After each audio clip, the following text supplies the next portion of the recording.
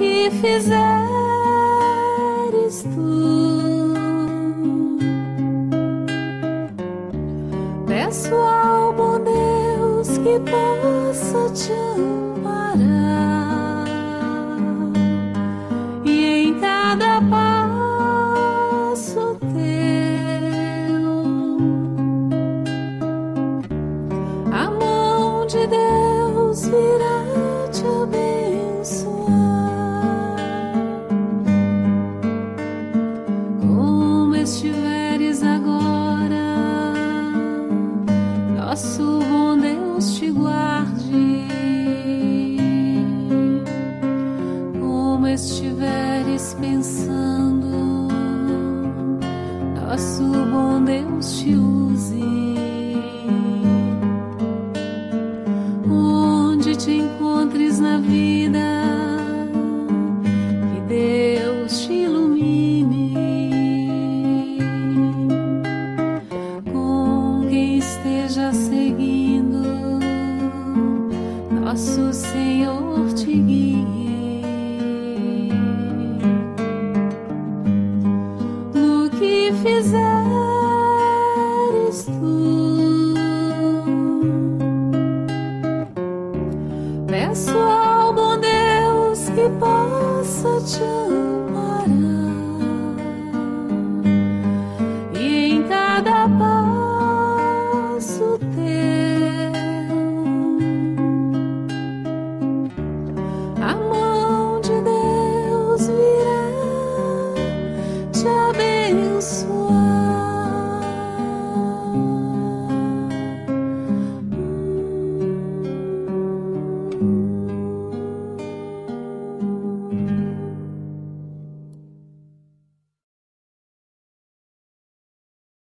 Rede Amigo Espírita, uma ferramenta de união, interação e divulgação do movimento espírita. Acesse www.redeamigoespírita.com.br e confira nosso acervo disponível. Rede Amigo Espírita, divulgando, instruindo e unificando.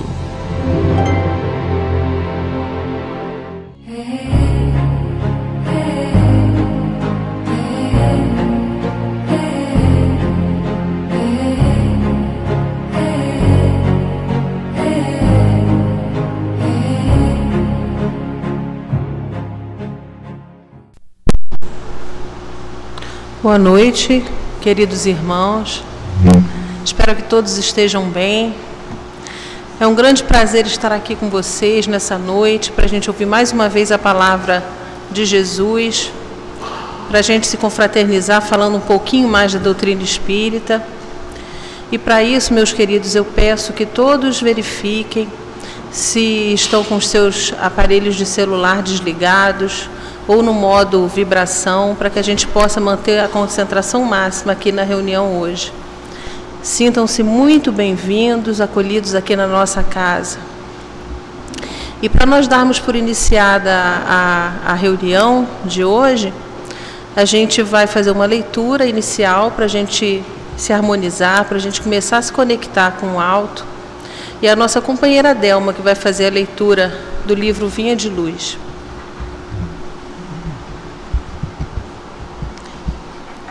Boa noite a todos. A leitura desta noite é do livro Vinha de Luz, Franciscano de Xavier, pelo Espírito Emmanuel. A lição: cultiva a paz. E se ali houver algum filho da paz, repousará. E se ali houver algum filho da paz, repousará sobre ele a vossa paz. E se não, ela voltará para vós.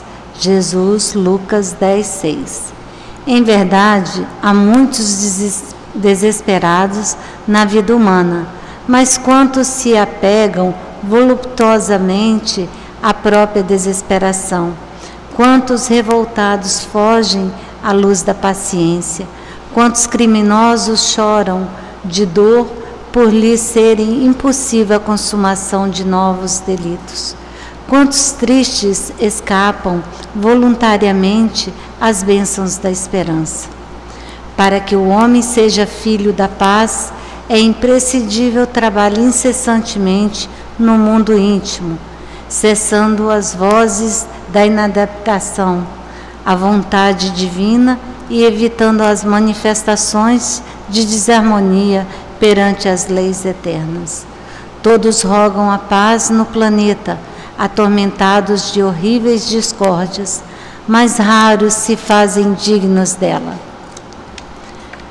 Exigem que a tranquilidade resida no mesmo apartamento onde mora o ódio gratuito aos vizinhos. Reclamam que a esperança tome assento com a inconformação e rogam a fé lhes aprove a ociosidade no campo da necessária preparação espiritual. Para a esmagadora maioria dessas criaturas, comodistas da paz legítima é realização muito distante. Em todos os setores da vida, a preparação e o mérito devem anteceder o benefício. Ninguém atinge o bem-estar em Cristo sem esforço no bem, sem disciplina elevada de sentimentos, sem iluminação do raciocínio. Antes da sublime edificação, poderão registrar os mais belos discursos, vislumbrar as mais altas perspectivas do plano superior, conviver com os grandes apóstolos da causa da redenção, mas poderão igualmente viver longe da harmonia interior que constitui a fonte divina e inesgotável da verdadeira felicidade. Porque se o homem ouve a lição da paz cristã sem o propósito firme de que se lhe afeiçoar, é da própria recomendação do Senhor que esse bem celestial volte ao núcleo de origem, como intransferível conquista de cada um.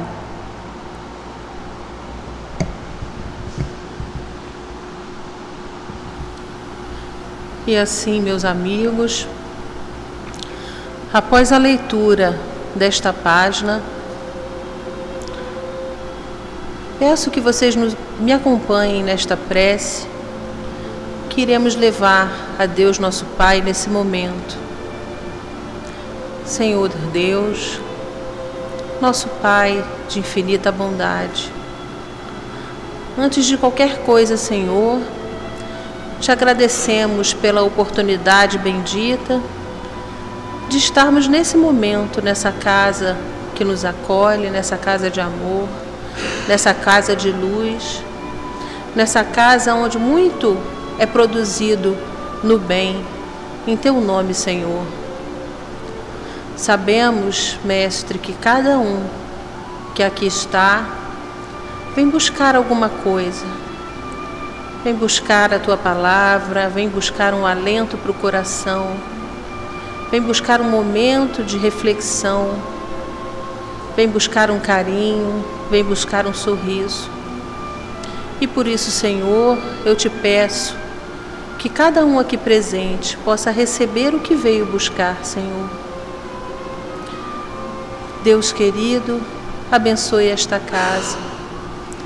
Abençoe cada ceareiro encarnado e desencarnado que aqui trabalha incessantemente em nome da Tua seara, em nome da Tua palavra, Senhor. Te peço também que o Senhor possa abençoar, intuir a nossa irmã que hoje falará sobre o Sol de Assis, que falará sobre esse Teu discípulo maravilhoso, que nós possamos, através das Suas palavras, internalizar, conhecer o que foi o trabalho desse homem maravilhoso. E assim, com o coração transbordando de alegria e de gratidão, te pedimos autorização para darmos por iniciada na reunião de hoje. Que assim seja. Então, assim, mais uma vez, boa noite a quem está chegando por agora. E a gente vai hoje, então, ouvir a nossa companheira Beth, né, conhecendo Francisco.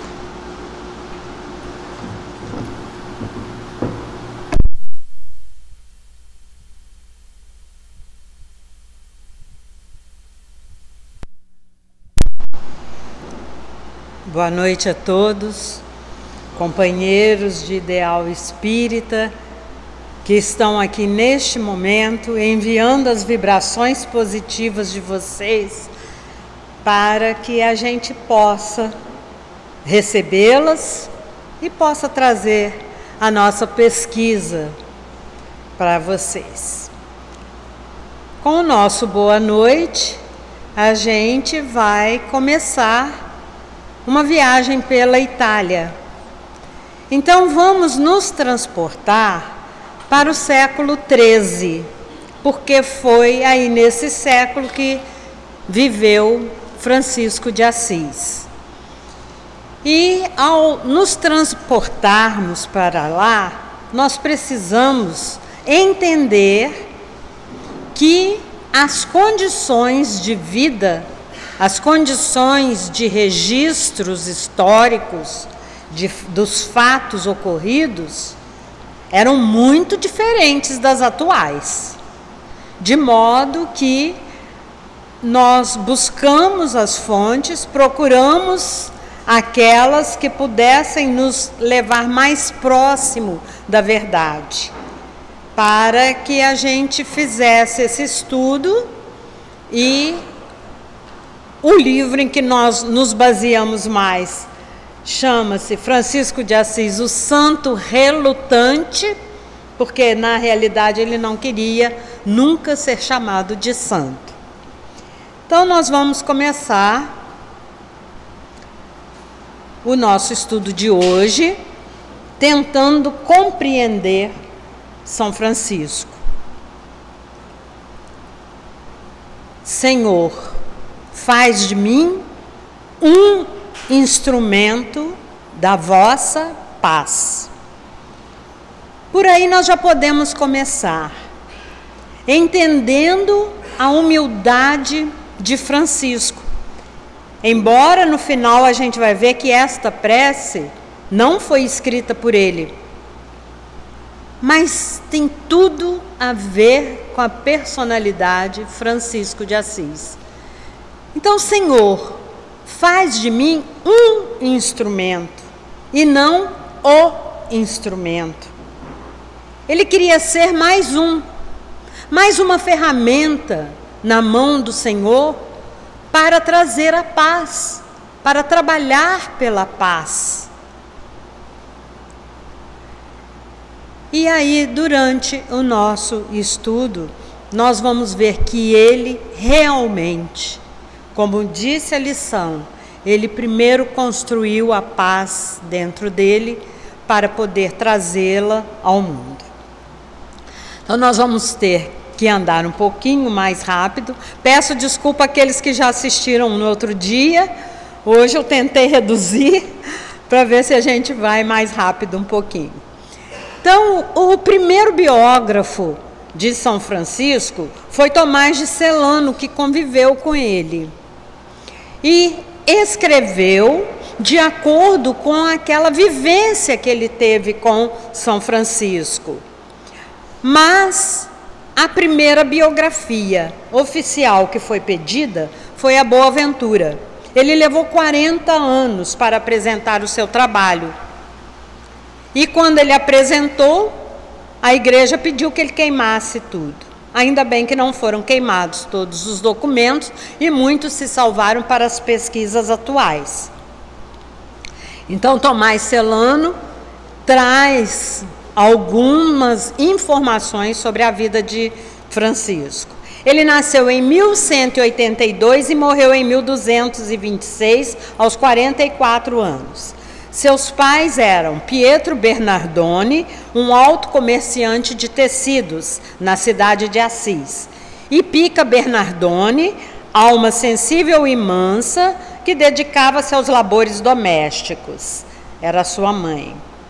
Nasceu em Assis, na Itália, e desencarnou no bosque da Porciúncula, que era próximo de Assis. E era um lugar onde ele gostava demais de permanecer.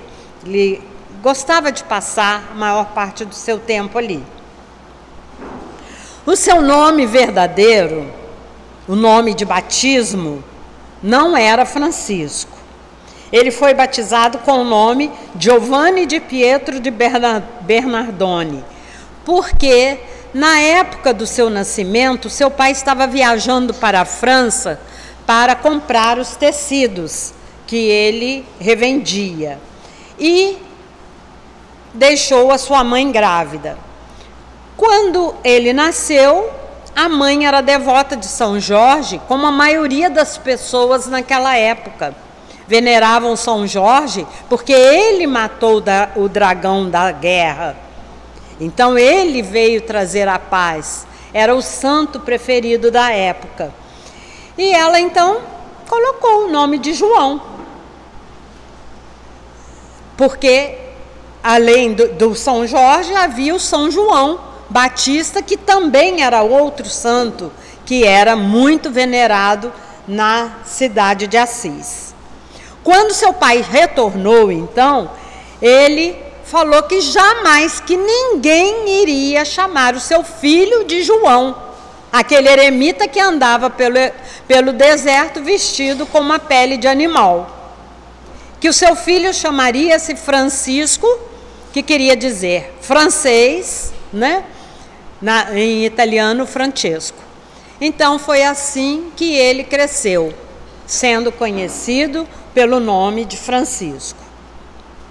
Celano descreve como tendo um rosto delgado, olhos negros e límpidos, cabelos negros e barba escura e rala, nariz estreito, pele alva, lábios finos, boa dentadura, dedos longos e expressivos e uma voz musical e atraente.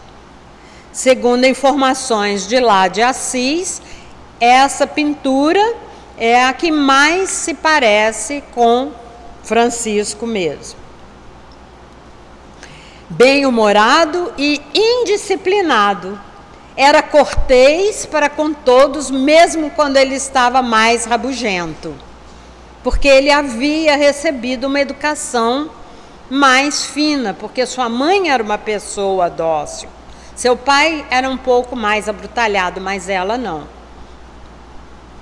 E da mesma forma era invariavelmente generoso com as pessoas, ao contrário de muitos arrivistas, aqueles que só pensam em si, que querem tirar proveito de tudo, que se tornam avarentos e egoístas como os pais.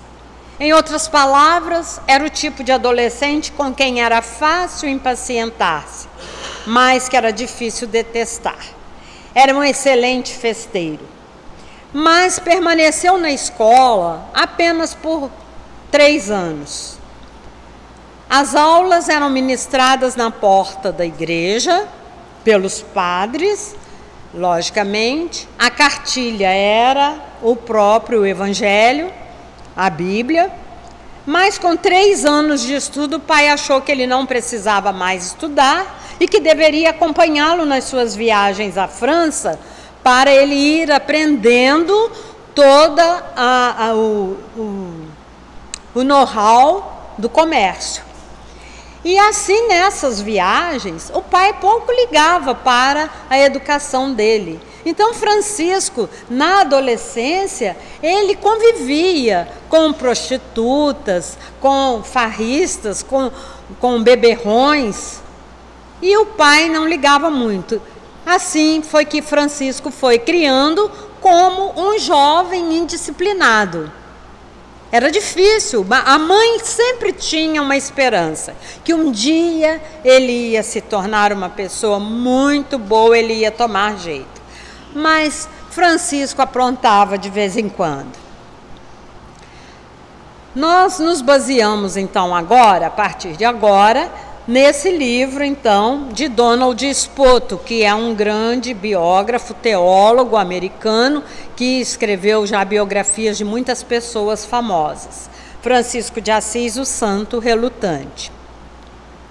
Então, começa a história de São Francisco, nós vamos começar contando, quando ele, depois de brigar muitas vezes com os pais, e de sempre ser acolhido, saía de casa, depois era acolhido novamente pelos pais, No fim de uma tarde, então, quando ele voltava de uma das propriedades, porque o pai era bem rico, era um comerciante que estava muito bem de vida.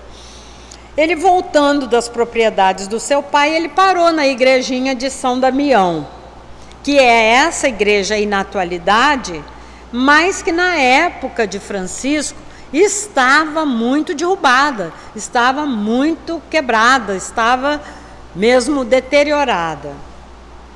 Então ele parou ali para poder descansar um pouquinho. No pórtico podia-se ler Domus Mea, casa minha. E ali então ele ficou orando, porque ele era um rapaz também acostumado, já que a educação era toda na base da religiosidade, ele era um rapaz que também era temente a Deus. E engraçado a gente falar temente, né? Vamos retirar o temente. Espírita não teme a Deus. Espírita ama, reverencia Deus, né?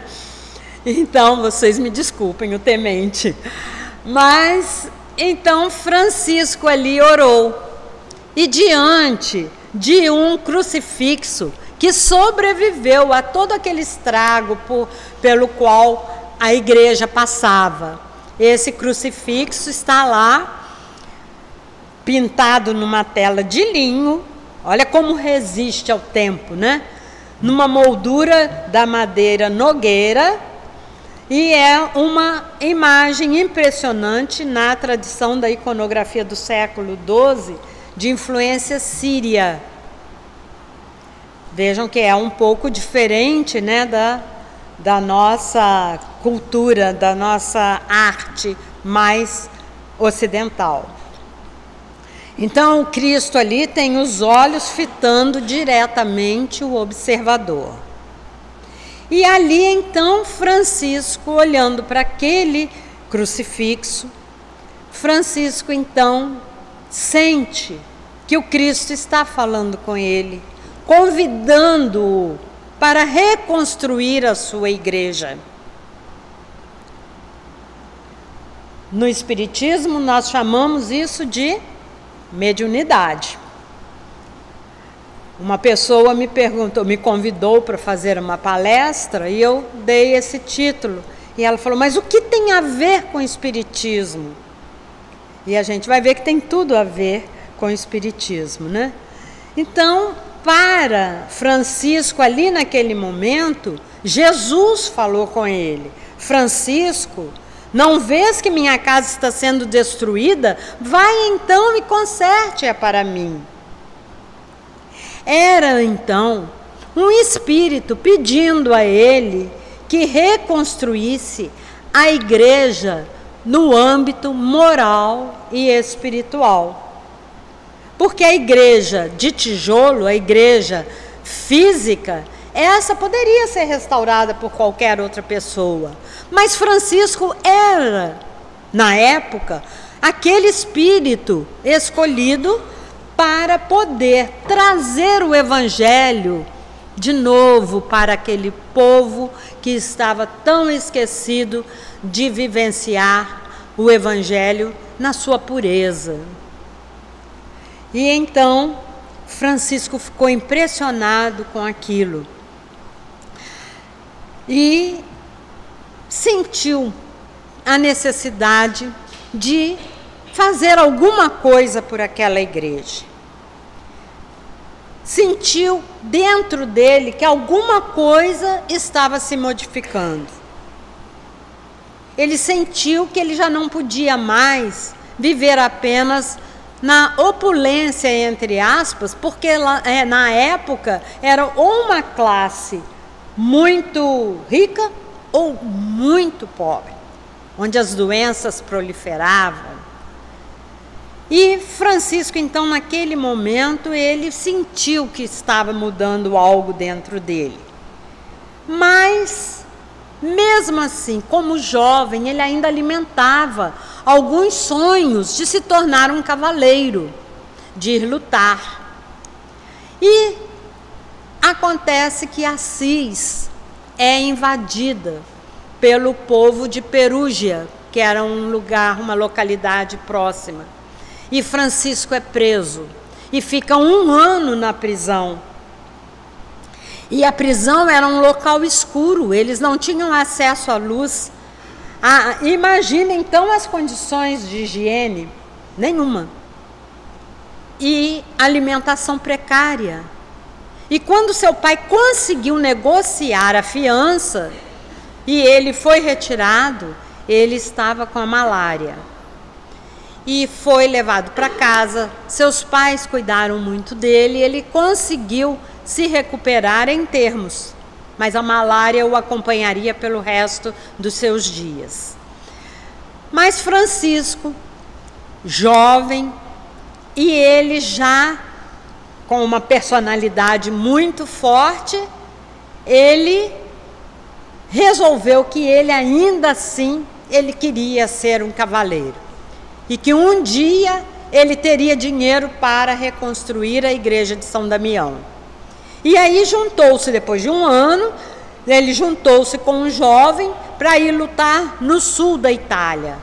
Só que lá chegando a malária novamente o atacou e ele teve que voltar. E mais uma vez o seu sonho de se tornar um cavaleiro foi para o espaço. E quando ele voltava então desta viagem, ele se encontra com um leproso. E diferente das outras vezes, quando ele viajava para a França com seu pai, ele se enternece. E ele não tinha dinheiro, não tinha nada ali para oferecer para aquele leproso. Então ele oferece um abraço. Ele abraça, beija o leproso e vai cuidar de suas feridas. E a partir daquele momento, então, ele diz que não mais vai ficar em casa e resolve sair de casa. Só que antes, ele pega um tanto de tecidos, vende, pega a bolsa de dinheiro e vai para uma caverna. Mas lá naquela caverna, porque o dinheiro ele queria usar na construção de Damião. Naquela caverna, ele sentia muito medo. Ele passava frio e sentia medo como qualquer humano. São Francisco em nenhum momento deixou de ser um ser humano, como nós. E então ele foi recolhido pelos padres de São Damião. E chegando lá, então, o padre, na época, qualquer doação pertencia ao bispo. Pegaram o dinheiro dele. O pai dele, o Pedro Bernardoni, não se conformou com aquela saída dele de casa. E foi vê-lo, e ele estava varrendo a igreja de São Damião.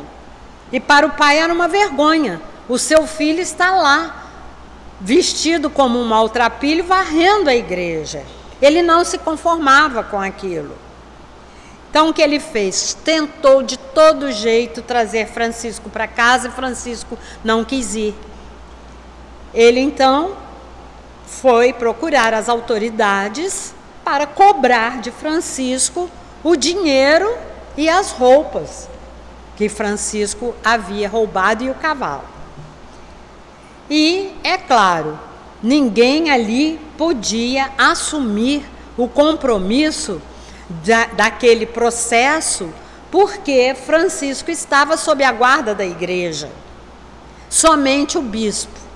E o bispo Guido era uma pessoa muito severa e temida pela população.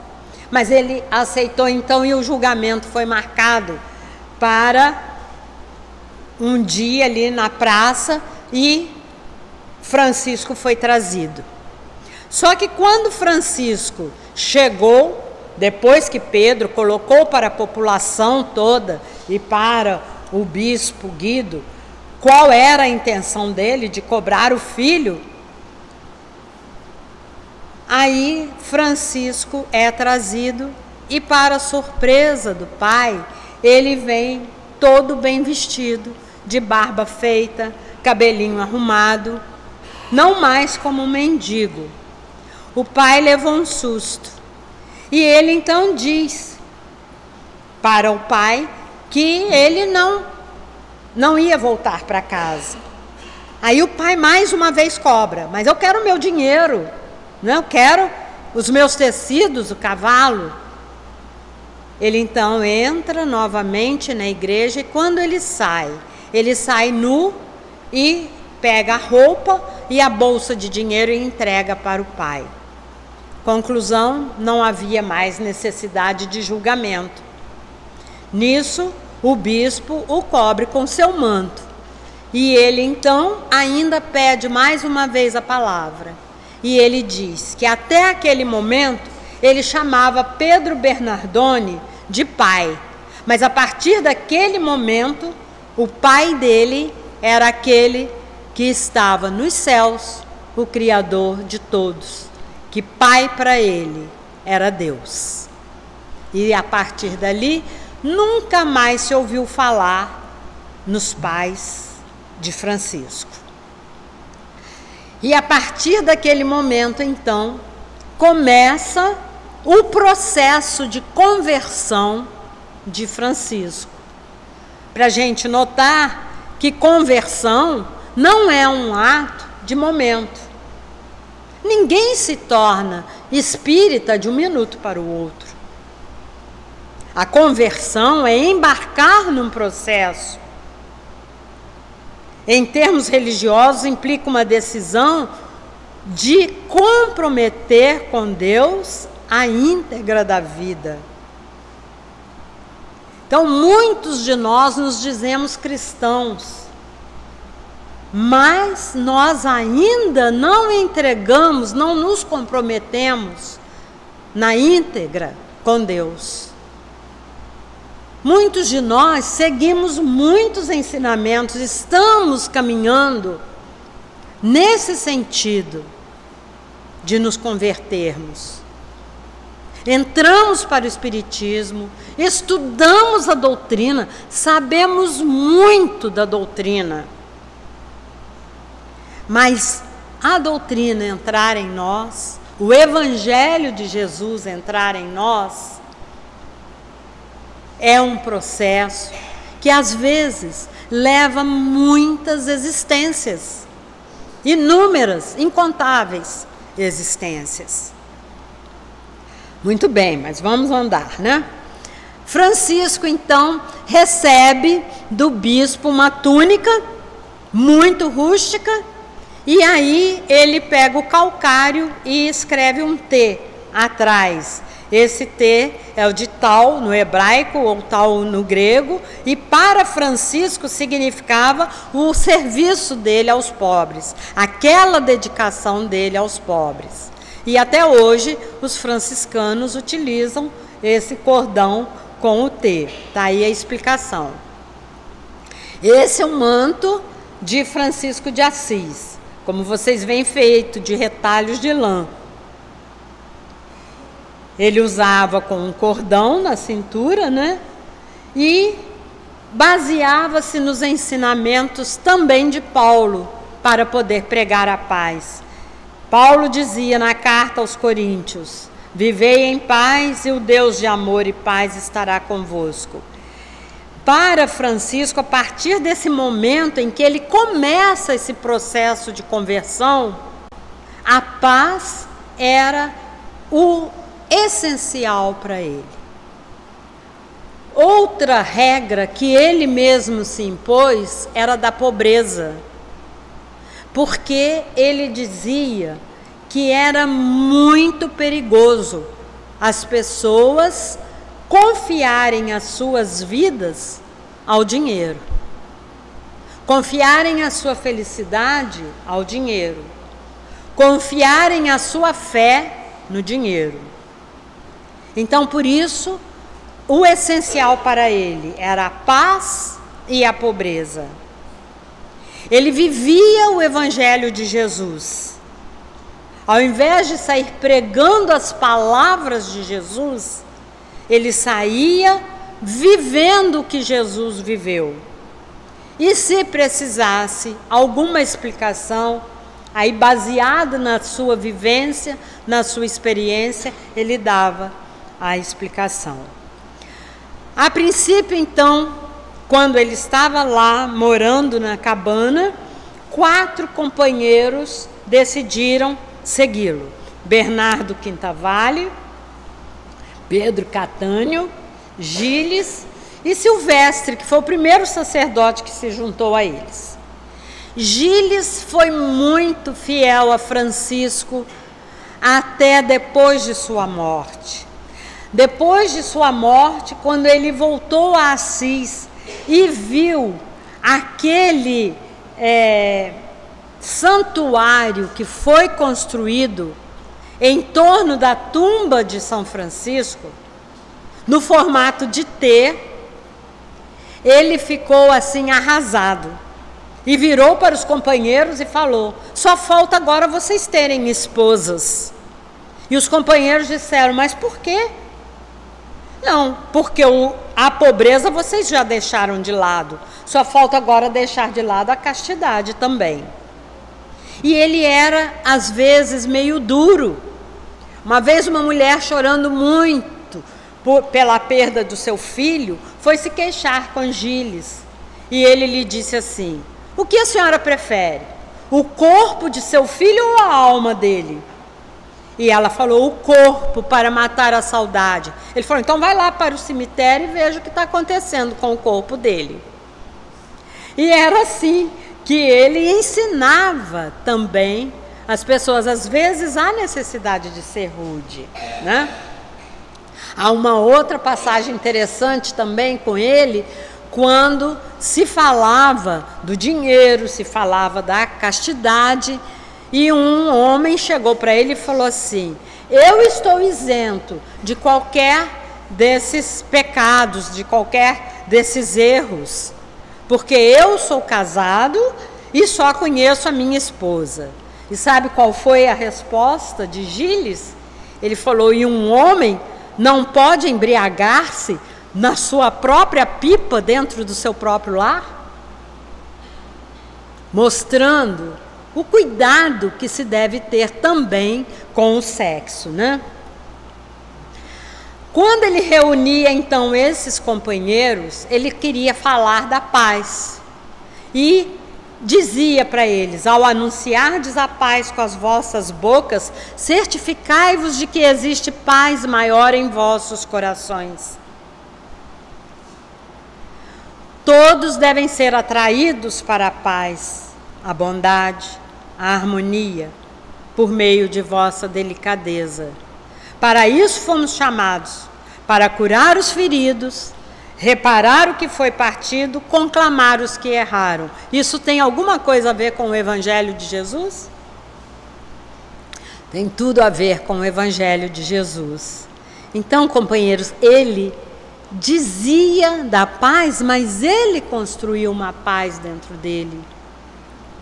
A partir do momento que ele começou a sua jornada de conversão, ele passou a viver em paz consigo mesmo. Ele encontrou o verdadeiro Francisco, ou quem sabe o Giovanni, né?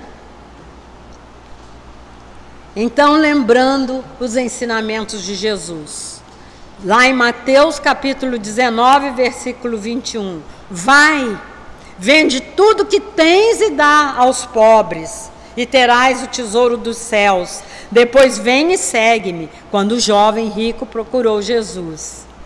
E aí na ilustração nós vemos então quantas vezes Francisco dividia a sua própria túnica.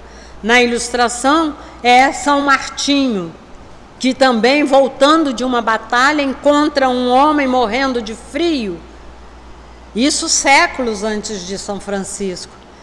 E ele então toma da sua espada, corta seu manto no meio e dá para aquele mendigo. Francisco também levava muito a sério outro ensinamento de Jesus: não leveis coisa alguma na viagem, nem cajado, nem alforje, nem pão, nem dinheiro, nem mesmo uma segunda túnica. Quando ele foi a primeira vez a Roma, enviado pelo bispo Guido, o bispo lhe deu um farnel com alimentos, lhe deu mais uma túnica, e chegando em Roma, a primeira coisa que ele fez foi distribuir aquilo tudo. Então ele não se apegava também às coisas materiais. E mais um ensinamento de Jesus: se algum de vós quer me seguir, que se negue a si mesmo. Tome a sua cruz, não a de Jesus. Cada um de nós que tome a nossa cruz para podermos segui-lo. Aqui nós temos a igreja de São Damião, aqui a igreja Santa Maria dos Anjos, que foi construída em volta da Porciúncula. E aqui a pequenininha que está dentro de Santa Maria dos Anjos, que é a Porciúncula, onde ele gostava de viver, onde ele faleceu.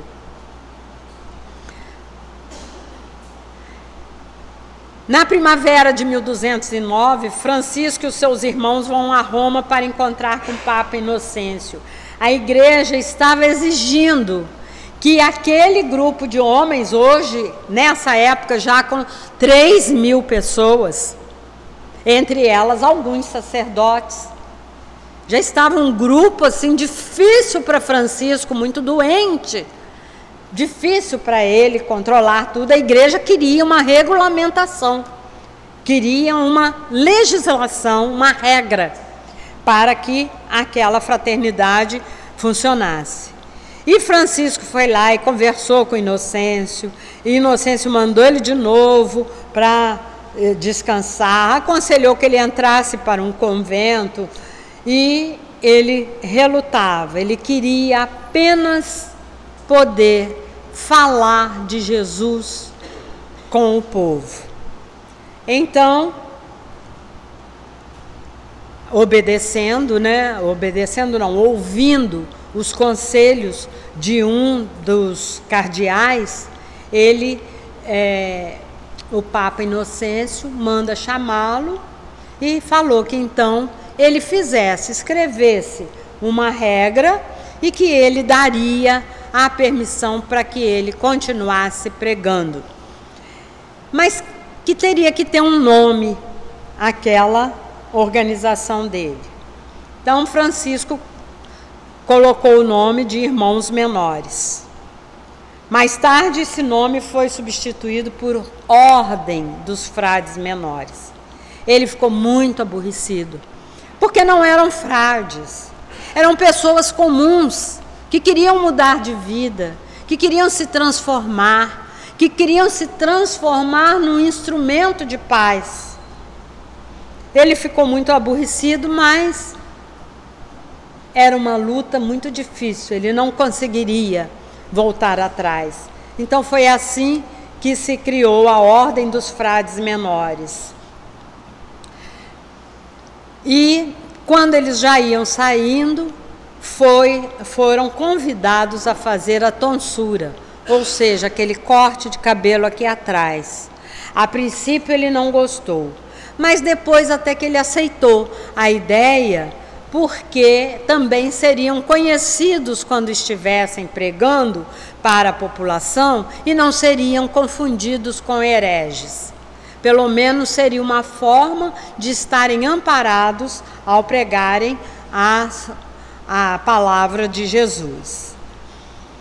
Então, para ele, embora o nome fosse Ordem dos Frades Menores, para ele os seus companheiros continuariam sendo seus irmãos. Muito bem. O sonho do Inocêncio. O Papa viu a igreja de São João de Latrão, que é a igreja mais antiga de Roma, onde morava o Papa, quase em ruínas, nesse sonho. E ele viu que São Francisco a sustentava nos ombros. Olha a ilustração. Eu trouxe, que eu achei bem interessante. Hoje é essa igreja aí, lá em Roma, Então ele sonhou e por isso mesmo ele resolveu não implicar mais com Francisco e deixar que ele seguisse. Mas Francisco tentou falar em Roma e as pessoas não lhe davam muito ouvido. Aquele homem trajado rusticamente, E ele então saiu da cidade de Roma e encontrou aves de rapina e começou a falar para elas. E todas pararam e escutaram. E assim ele fazia todos os dias. Aí o povo de Roma pediu que ele voltasse para falar em Roma novamente. Mas que significado tinham os pássaros para o mundo de Francisco, para os seus cronistas e para ele próprio? Aí nós vimos na pesquisa do Donald Spoto que nesse livro, um livro francês, a tradicional divisão medieval da sociedade entre os que rezam, os que vão à guerra e os que trabalham está representada por categorias específicas de pássaros. Agora, os pombos, os corvos, as gralhas eram exatamente os pássaros aos quais se diz que Francisco falava, são símbolos daqueles que trabalhavam com as mãos. Então, era a classe mais humilde. Então, por isso que Francisco falava para eles. Clara de Assis. Clara era uma moça também da sociedade de Assis e que, desde cedo, ela mantinha dentro de si o desejo de servir a Deus, de viver o Evangelho. E cada vez que Francisco ia a Assis pregar na igreja, ela se afinizava com as ideias dele, as ideias de pobreza, de desapego dos bens materiais, de difundir a paz, de compreender as pessoas, de amar, de perdoar. Então, assim, ela foi crescendo. Mas, na sociedade da época, as moças eram treinadas para casar. Os casamentos eram arranjados. E quando, então, a sua família decidiu que ela deveria casar, ela fugiu de casa. Claro, ela não poderia seguir os franciscanos. Então, ela foi encaminhada para o convento das freiras. Seu nome era Clara Ofredúcio. Nasceu em 1193, a sua mãe Ortola Fiume e o pai Faverone Ofredúcio. As irmãs mais novas, Caterina e Beatriz, e 2 irmãos mais velhos. Ela guardava a comida que ela recebia para o seu alimento, punha de lado e depois mandava levá-la aos pobres. Quem diz isso era João Ventura, que era um servo da casa. Então, desde mocinha, ela já tinha esse sentimento de amor pelos pobres, pelos necessitados. Clara se escondia, mas sua vida se manifestava, porque ela vivia enclausurada dentro do convento. Clara se calava, mas a sua fama clamava. Clara recolhia-se no convento, mas se espalhava pelo amplo mundo. Isso faz parte da bula de canonização de Clara de Assis pelo Papa Alexandre IV. Então, ela mesmo ali de dentro do convento, quando ela entrou para o convento, ela ficou muito surpresa, porque as freiras não sabiam fazer nada. E ela, como era uma moça de uma família mais abastada, ela tinha os pendores femininos. Então, ela começou entre as freiras a ensiná-las a bordar, a tecer, a cozinhar. E elas começaram a fazer os trabalhos que eram vendidos depois para poderem ajudar os pobres. Aqui era o lugar onde ela se assentava no refeitório. E numa das cartas que ela escreveu a Agnês de Praga, ela dizia: conserve sempre o que você tem, faça o que está fazendo e não o deixe, mas em rápida corrida, com passo ligeiro e pé seguro, avance pelo caminho da bem-aventurança. Então, ela ainda, com essas cartas, ela ainda ajudava as pessoas de fora. Depois, a sua própria mãe e as irmãs entraram para o convento também. Aqui, quando Francisco de Assis corta-lhe os cabelos, e quando os familiares chegam lá para buscá-la para o casamento, ela já está com os cabelos cortados e não vai mais. e nessa urna aí do lado os cabelos de Clara de Assis. Francisco de Assis mantinha um sonho dentro dele de lutar nas cruzadas. Várias vezes ele tentou, mas por causa da malária ele não conseguia embarcar e sempre ele retornava. Até que quando foi formada a Quinta Cruzada, ele conseguiu embarcar.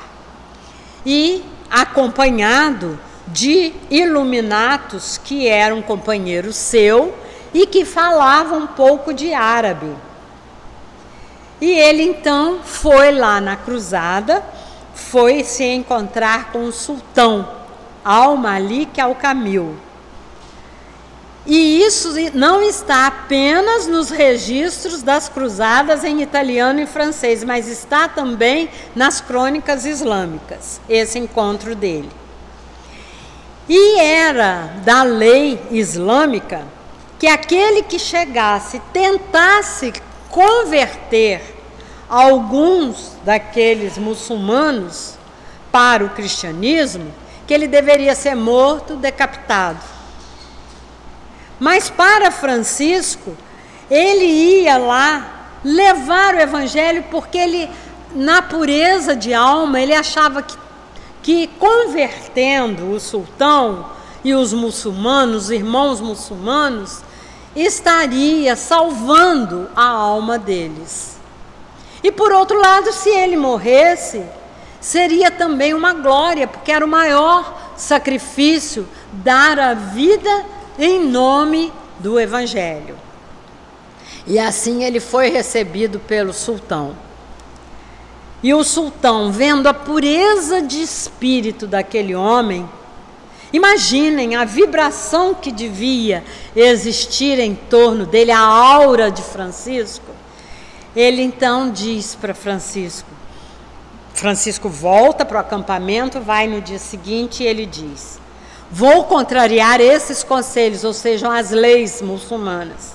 Jamais te condenarei à morte, pois seria uma perversa recompensa para alguém que voluntariamente arriscou-se a morrer a fim de salvar a minha vida diante de Deus, como acreditas. E deixou que ele voltasse. E quando ele voltou e se reuniu novamente com os cristãos da cruzada, ele ficou tão decepcionado com as intenções daqueles cruzados, que ele pensou bem: nós, os cristãos, precisamos muito mais de conversão do que os nossos irmãos muçulmanos. Porque o sultão teve uma atitude generosa com ele, e entre os próprios cristãos ele não encontrou. Então ele volta muito decepcionado. A essas alturas a doença já tomava conta dele, não só a malária, mas também o tracoma, que é uma inflamação nas vistas que leva à cegueira. E ele já estava praticamente cego. E eu vou falar, antes de falar dos estigmas, vou falar da doença dele. Então, ele ali se alimentando muito pouco, porque ele não era a favor de muita alimentação, mas também defendia que aqueles que eram mais robustos precisavam se alimentar mais, que o equilíbrio sempre é a melhor conduta. Ele, um dia, então, os companheiros, vendo o seu sofrimento, com aquela inflamação na vista, chamam um médico, um médico famoso, que estava com um tratamento revolucionário para as doenças da vista. E esse médico chega, e o tratamento era o seguinte: ele esquentava um ferro até ficar vermelho, e assim ele fez em Francisco. Queimou do ouvido até a vista, dos dois lados, a sangue frio. E ele sofreu ali. Não resolveu. Passado algum tempo, trouxeram outro médico, mais moderno, mais famoso. E ele fez um procedimento semelhante, só que dessa vez no ouvido. e que também não resolveu. Então Francisco, já o quebrado, sempre acometido das febres pela malária, cego, ainda assim ele pregava o Evangelho de Jesus. E aí dizem que ele recebeu do Cristo os estigmas ou as marcas de Cristo. Mas era a única forma pela qual os artistas e os comendadores poderiam tornar concreta essa ideia. Era através da pintura, através de marcas no corpo, as marcas de Jesus. Mas Francisco sempre negou. Ele nunca admitiu que tivesse. Então, Francisco jamais alegou haver recebido uma impressão das chagas de Cristo e jamais pronunciou a palavra estigmas. Para ele, era como Paulo.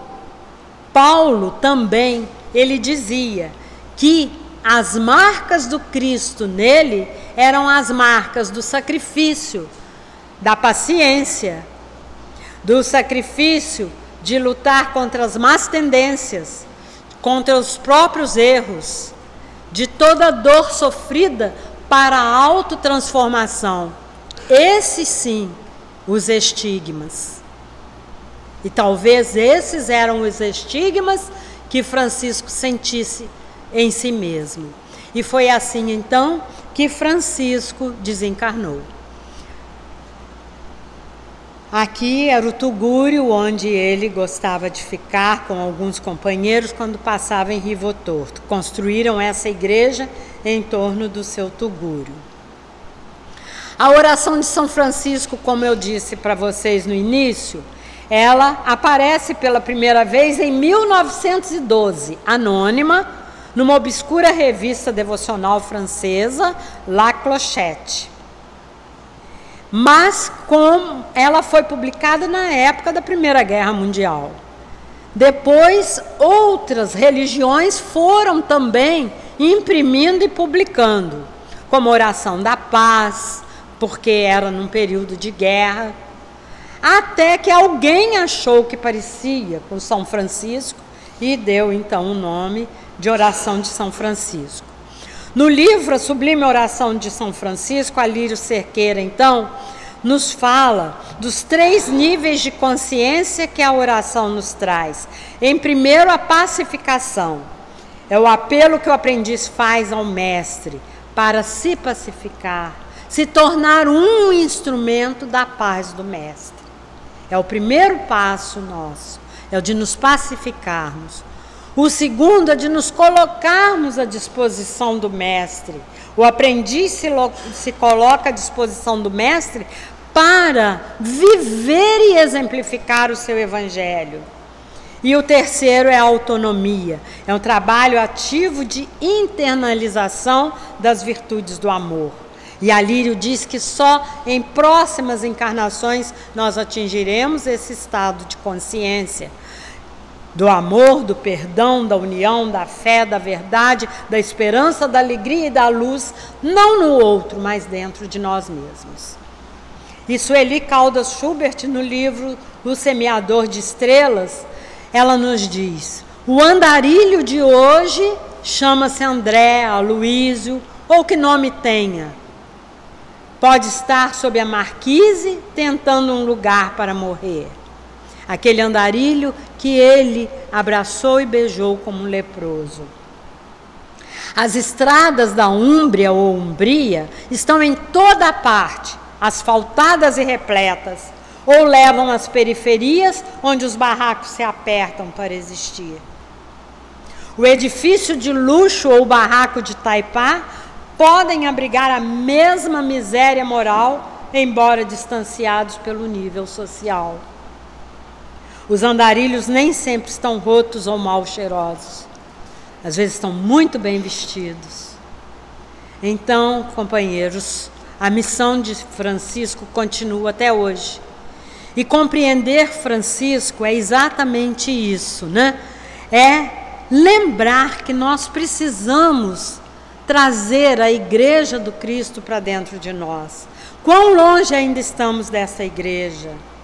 ela ameaça a ruína. Construí-la é muito mais do que levantar abrigos para os viandantes dos vícios.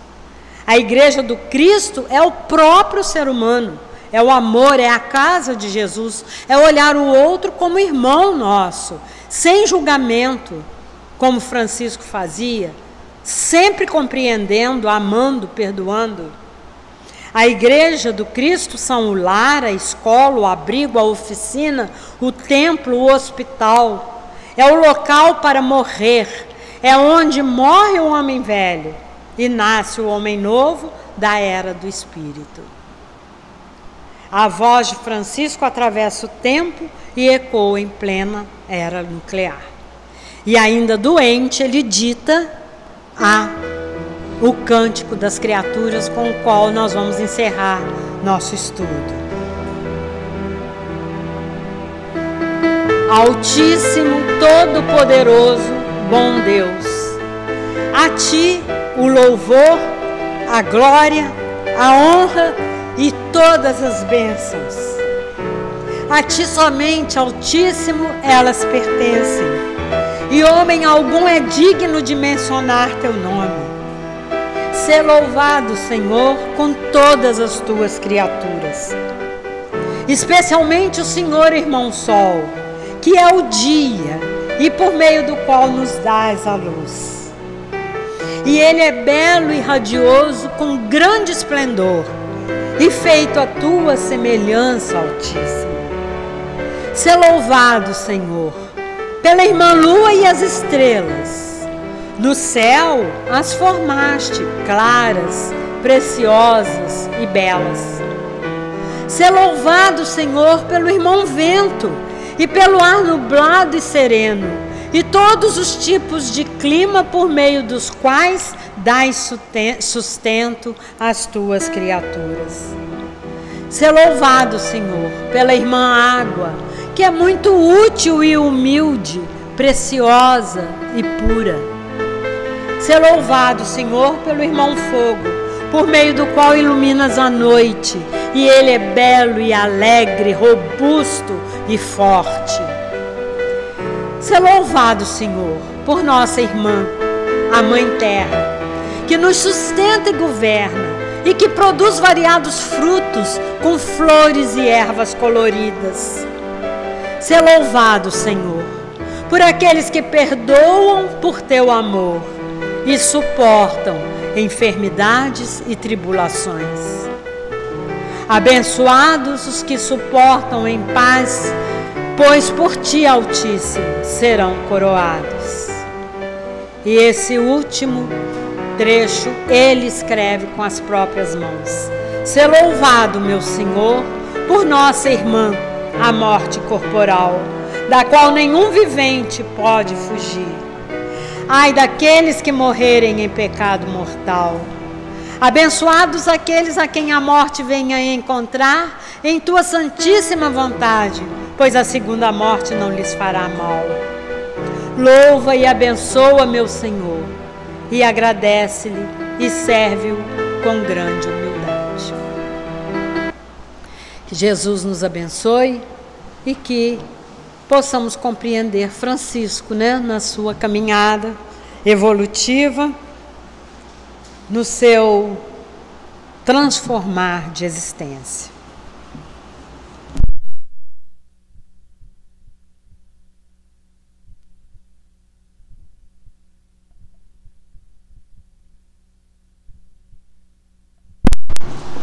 Beth, nós gostaríamos de te agradecer por essas palavras.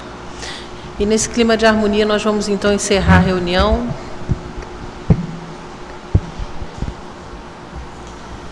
Vamos fechar os nossos olhos, como disse a nossa irmã, com estas vibrações maravilhosas, com toda essa energia que recebemos nesta noite, agradecer ao Pai misericordioso, agradecer a Jesus, agradecer aos mentores e sua equipe de trabalhadores abnegados que acompanham e dirigem os trabalhos desta casa.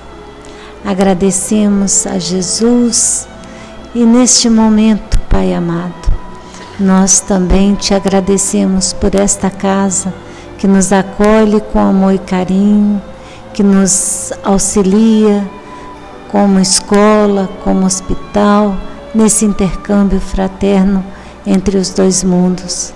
Nós te agradecemos pelos ensinamentos trazidos hoje pela companheira Elizabeth, que possamos, Jesus amado, vivenciar estes ensinamentos, compreendê-los e colocá-los em nossas vidas, que possamos ser pacificadores, que possamos ser amorosos, que possamos aproveitar todas as oportunidades de praticarmos o bem. Tudo que nos foi ensinado nesta noite, Jesus, que possamos levar em nossos corações e em nossas mentes e, acima de tudo, ser extensão do vosso amor e da vossa misericórdia para todos aqueles que encontrarmos lá fora. Pedimos também pelos nossos irmãos desencarnados que, aqui como nós, vieram em busca desse lenitivo, dessa paz, que eles também possam se sentir amparados e socorridos. Agradecemos infinitamente por todas as bênçãos e pedimos a Ti, neste momento, para encerrar os trabalhos da noite, que nos acompanhe até os nossos lares e seja conosco hoje, agora e sempre. Que assim seja.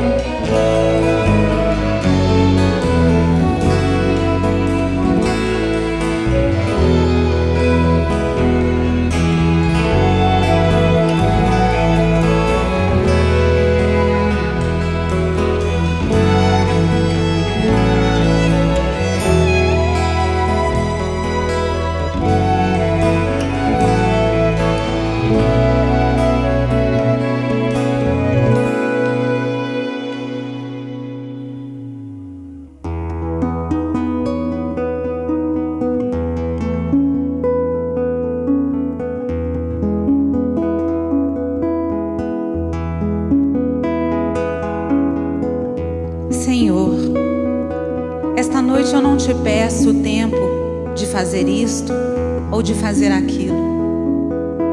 Apenas te peço a graça de fazer conscienciosamente o que queres que eu faça.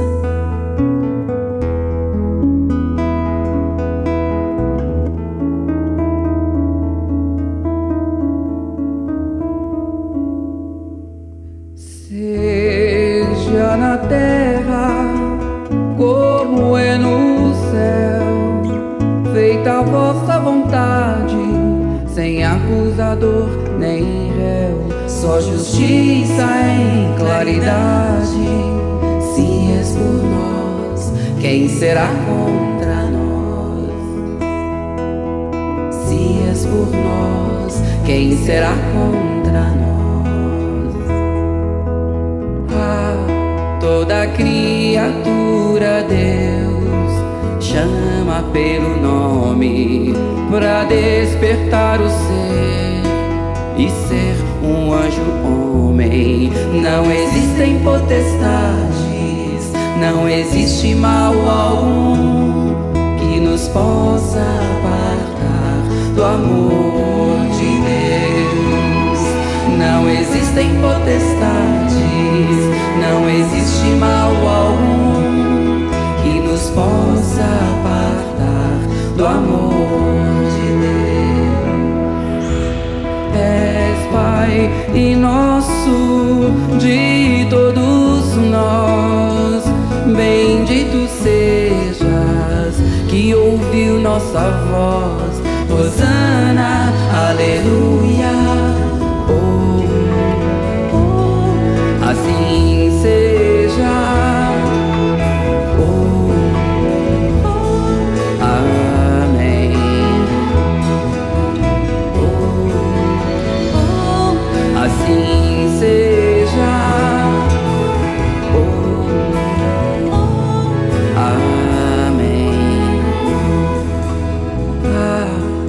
toda criatura Deus chama pelo nome pra despertar o ser e ser um anjo homem.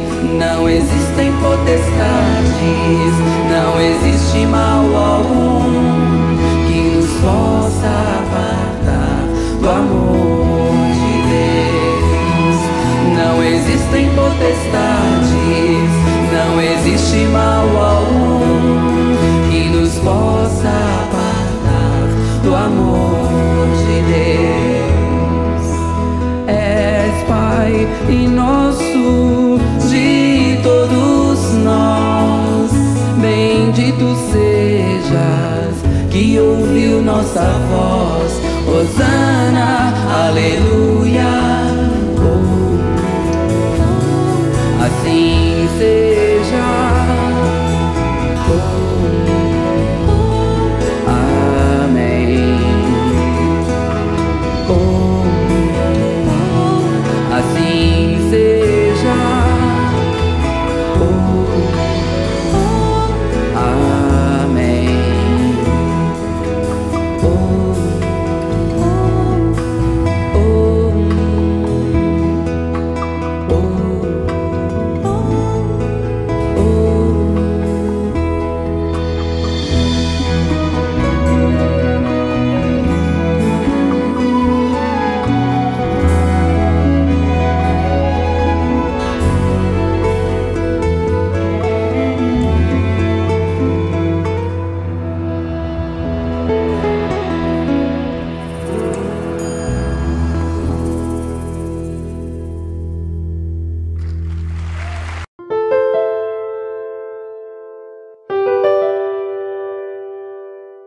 Eu quero fazer agora um convite muito especial para você. Venha fazer parte da nossa família Clube de Arte. Venha somar os seus ideais, as suas energias aos nossos ideais de servir, de divulgação do Espiritismo e de amparo social às comunidades carentes.